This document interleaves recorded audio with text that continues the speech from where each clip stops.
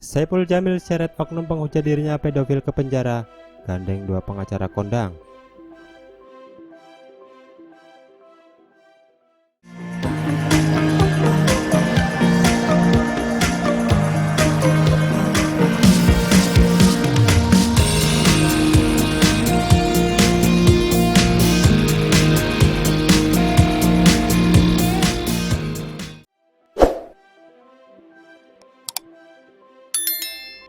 Saipul Jamil membuktikan bahwa pernyataannya akan membawa penghujat dirinya sebagai pedofil dan predator seks bukan isapan jempol semata.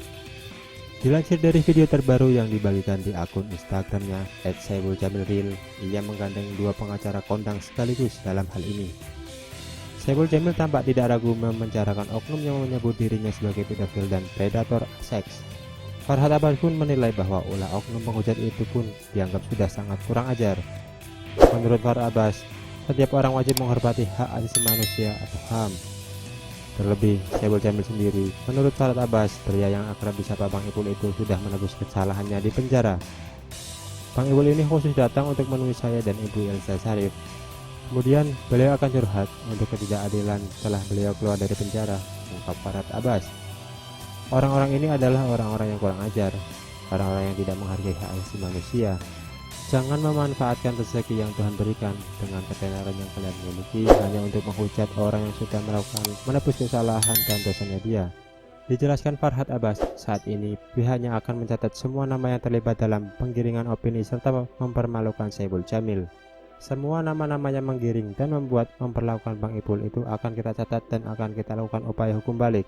Pembelaan yang disampaikan Saipul Jamil kepada Elsa Sharif bahwa korban asusila yang dilakukannya 5 tahun silam itu sudah berusia 18 tahun, bukan anak di bawah umur.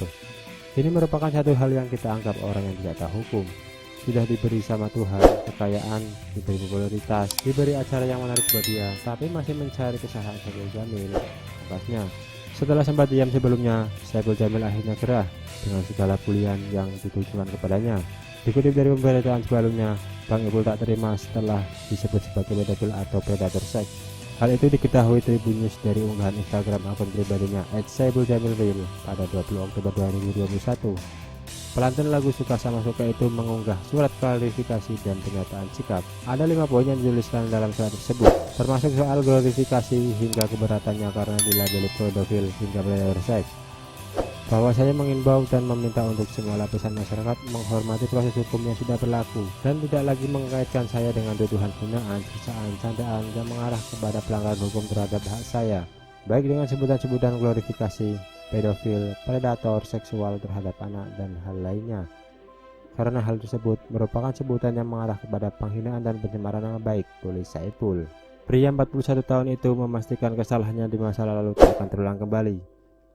Lebih lanjut, Saipul Jamil menyebut jika berdasar putusan Pengadilan Negeri dan Pengadilan Tinggi DKI Jakarta, ia tidak termasuk dalam kategori pedofil dan predator seks, sehingga julukan tersebut dianggap sebagai tidak sesuai dan mengarah pada pencemaran nama baik.